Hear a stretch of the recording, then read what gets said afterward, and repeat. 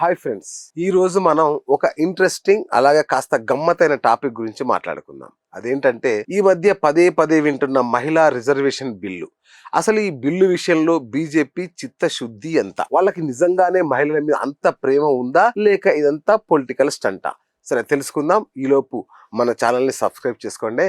ఇక్కడ భలే గమ్మత్ ఏంటంటే, ఒకసారి చరిత్ర తిరగజూస్తే భారతీయ జనసంఘ్ స్థాపన దగ్గర నుంచి ఇప్పటి భారతీయ జనతా పార్టీ వరకు ఆ పార్టీకి ఒక్క మహిళ కూడా జాతీయ అధ్యక్షురాలు కాలేదు. పోనీ కాంగ్రెస్ వాళ్ళలాగా ఇందిరాగాంధీ లాంటి ఒక మహిళా ప్రధాని అయిన దేశానికి అందించారా అంటే అది లేదు. పార్టీలో అత్యున్నత పదవులు ఎప్పుడూ పురుషుల చేతుల్లోనే ఉన్నాయి. కానీ ఇవాళ సడన్ గా మహిళా సాధికారత పేరుతో బిల్లు తెస్తామంటున్నారు. చట్టసభల్లో రిజర్వేషన్లు ఇస్తామంటున్నారు.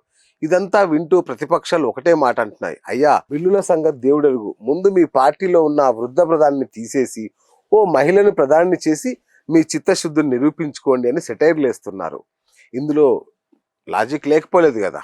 సరే, అయితే ఇక్కడ బీజేపీ వాదన కూడా మనం వినాలి కదా. మేం ప్రధాని పదవి ఇవ్వకపోవచ్చు, కానీ దేశ ప్రథమ పౌరురాలు రాష్ట్రపతి స్థానంలో ఒక గిరిజన మహిళను కూర్చోబెట్టాం కదా.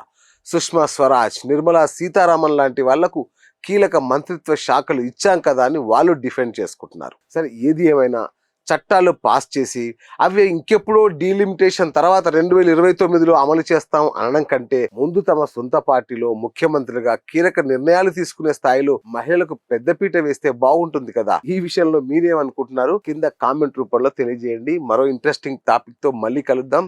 Thank you.